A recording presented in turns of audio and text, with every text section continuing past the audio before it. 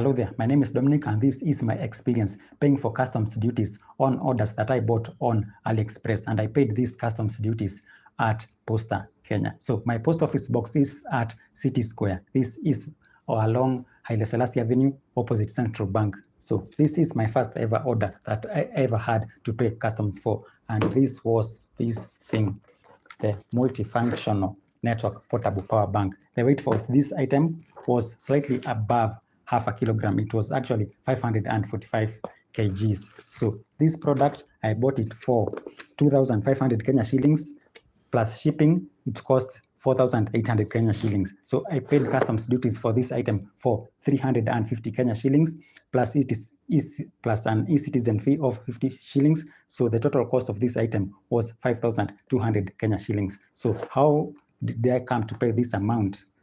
Let's continue with the video. So that was my first ever AliExpress order to pay customs duties for, but it was not my first rodeo paying customs duties on Posta to KRA. That's the Kenya Revenue Authority. This is the first ever thing that I paid customs duties for, and this thing was slightly less than 2 kilograms. And this was this thing, the Neo Hippo amplifier and selector switcher, and I paid 175 Kenya shillings for this. So why 175 Kenya shillings? We're going to find out later on in this video. So when I went to collect this item, I first of all got an SMS notification from Posta. And when I went to Posta, you must go with your ID because there's usually no service without your proper identification.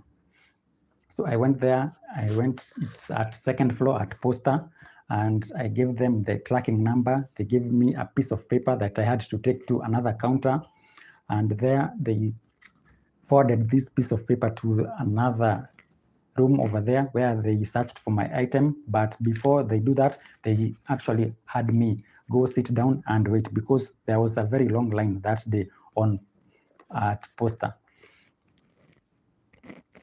Now, when my turn came, they called out my name. I went to the KRA customs officer, and this package, I had to open it in front of the KRA customs officer. So here there are two desks, or rather one desk, but two entities, Kenya Revenue Authority and Postal Authorities. So they had me open this thing, but before I opened it, they actually asked me what's inside here. So if whatever you are saying does not match, that is a problem. So I told them it's a Wi-Fi power bank. So we opened it, we took a look at it, the accessories, everything. He asked me, how much did you buy it for? I told him.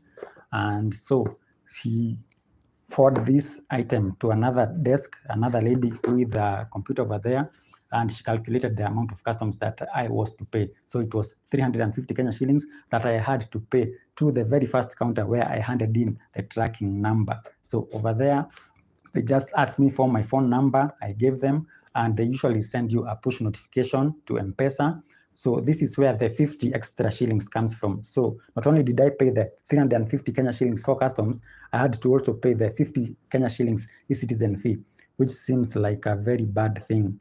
Why pay this extra convenience fee to e-citizen? So the whole amount came to 5,200 to buy my Wi-Fi power bank.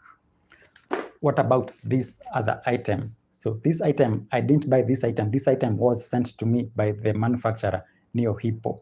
And when I went to customs, this time I didn't go to City Square because for some reason, these guys, they never included the postal code in the shipping address. So I went to collect this at GPO, or the General Post Office. And when I went to collect it, they also asked me, what's inside here? How much did you buy it for? But I told them I didn't buy this item. It was a gift. And I showed the guy there this thread of emails between me and Neo Hippo team. And he had me pay 175 Kenya shillings. Now, this is a phrase I'm going to read from the Kenya Information and Communications, Postal and Courier Services Regulations of 2010. Postal articles originating from a foreign country shall be considered to be commercial cargo upon arrival in Kenya and shall be subject to customs clearance procedures. So even if what you have coming into the country is a gift, you must pay for these customs duties. And I also have this other information from Kenya Revenue Authority, and I'm going to read that from my phone.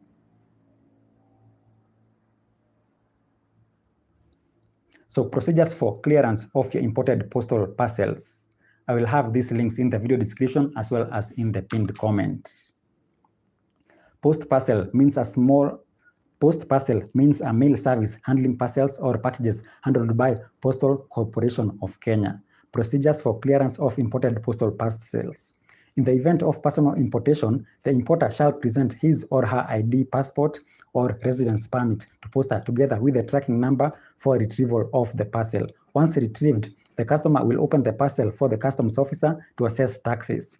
Prohibited goods are not allowed, hence seized. Restricted items require permits and approvals from competent authorities and are held until the permits are presented to customs. So prohibited items over here, I also saw on their YouTube channel, KRA have a YouTube channel. Prohibited items are things like drugs and medicines. So for those, you need approvals. And since I'm a techie, other prohibited items are things like drones. You can never import a drone and it will go through Posta and just come to you without the relevant permits. So we continue. The customer presents the invoice of the parcel for customs assessment, and if one does not have an invoice, other customs valuation methods will be used to determine the values. Assessment is done and recorded on the postal slip, P195. P147 is then generated, and the client makes payment for the taxes using mobile money payment, bank, or card. Once payments of taxes is done, the client pays the handling and storage charges to Posta, usually 175. If the parcel has no additional storage charges, then she can now pick their consignment. And now we see why I paid 175 Kenya shillings for this item. For items over $1,000 or 100,000 Kenya shillings, I think they should change this since these rates are way too low, or items over 70 kilograms, an entry is required. Verification is done, and once entry is approved and released, the client pays for the postal charges and picks his consignment. So let me just pause over there and tell you some more information I also found out about this thing. Now, the post office deals with items less up to 70 kgs. So that's why I was telling you the weights of these items. And so what's the procedure for Posta to say that these items requires you to pay customs duties and others just pass through? Because I've been buying things for a very long time, since 2017 on AliExpress, and this is the first ever item that I had to pay customs for. And the lady on the YouTube channel explained it very well. So not all items are subject to customs verification, and the customs enforcement officers, they usually sort items based on weight and value. So the heavier the item, it must go through customs duties. And other things, she said paperweight items, so small things, because I've bought other expensive things, but they come in such small packages that they just let through. So these are the small items that I usually pay the e-commerce convenience fee to Posta of 100 Kenya shillings. Things like hard disks and laptop RAMs. You know how expensive those things can be. They are expensive more than this thing, but they just sell through because they come in very small packages. So if you're buying things like jewelry and anything, then it will just sell through. So some items are just released to the user, like I said, paperweight items, or things that are valued below $10. So at the Posta, you will find the customs officer and postal employees. And so they are different desks, but they just serve you nonetheless. So let's continue with the procedures for clearance of your imported postal parcels. For parcels that have to be posted to the client's address, other postal branches where there is no customs officer, assessment is done and the tax demanded is forwarded with the parcel. The client speaks the consignment at the stated address and pays the taxes due, plus postal charges to the post office, who remit the taxes to KRA on a monthly basis. So if your postal office is far off, like for example, it's in Meru, it's in Kisumu, it's far. By the way, City Square is the major hub for parcels. Any parcels that come into Kenya, they first of all pass through Postal City Square in Nairobi. But that's where my post office box is, and that is intentional because that's where most of the parcels come through before they are dispatched to other postal areas. So if you are not in Nairobi, you will have to pay for your taxes in your post office. Now, I think here, these parcels will just come with the amount because you won't have any other chance to open it in front, because I think they will just open it even in your absence. But another thing that I saw at the post office, there were cameras there. So in case of any disputes, they have evidence.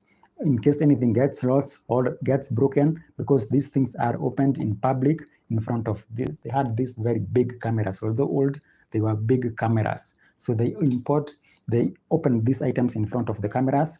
And in the process, when you're going to pay at the other desk, they usually package it again. So you see this tape, this is from KRA. After I opened it, the KRA people, they just package it back over here. So I think that's it. I hope you learned something new today. That's how I paid for my customs duties. And I've also had other stories. When I was in line, there was a lady who had like, it was a relative. They sent over, I think it was a smartphone or a tablet together with other things, and it was in a big box. And I had her explaining to her colleagues that they told her that she's going to pay like 28,000 Kenya shillings. So again, whatever value you are going to pay to customs, that's upon the customs officer from KRA.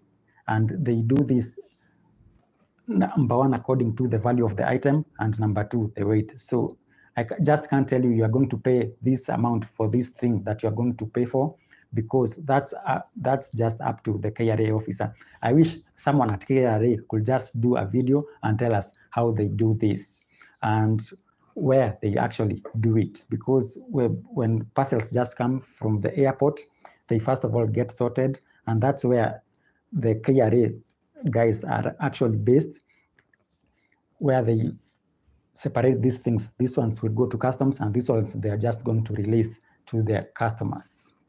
So that's it. If you have any questions, please ask them in the comments below, and I'll be sure to answer them. My name is Dominic again. Please subscribe if you found this video useful. Thank you for watching. Let's meet in another video, and goodbye.